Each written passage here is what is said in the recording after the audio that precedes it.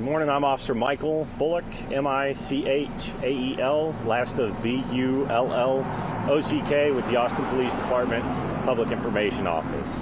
So today at approximately 1:42 a.m., officers responded to a gun hotshot call here in the 5800 block of Wellington Drive.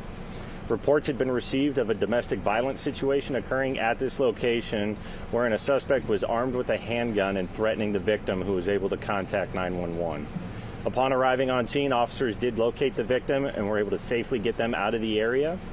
As officers were on scene working the incidents, they discovered that the suspect, who was still inside of the apartment, was still armed with a handgun, as well as had an active warrant for aggravated assault with a deadly weapon against a family member.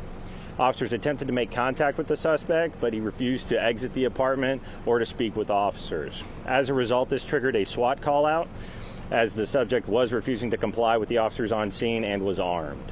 Once our SWAT team, along with various other support units, such as our K-9 unit, our hostage negotiators, our robotics unit, and with assistance from Travis County Sheriff's Office, once all those folks were able to get here on scene, they were able to continue to attempt to make contact with the suspect, who was still inside.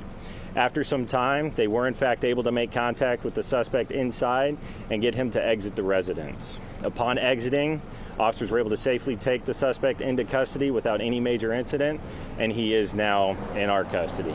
So as of right now, like I said, the victim is uninjured, but the suspect is in custody facing the warrant arrest for the aggravated assault, as well as for any pending charges related specifically to this incident. So we'll still be here for a little while longer, just as we're starting to clear everything out.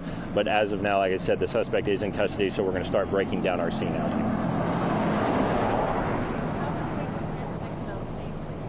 I'm sorry, say that again? How were you able to get the victim out safely?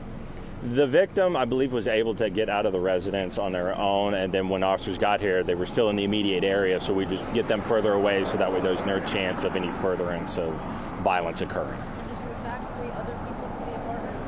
Typically on these scenes, we do attempt to evacuate any of the immediate apartments, so that way no one else is at risk. And so we did try to make contact with as many people as we can that were right in the immediate area. And did they evacuate, and where did they go at?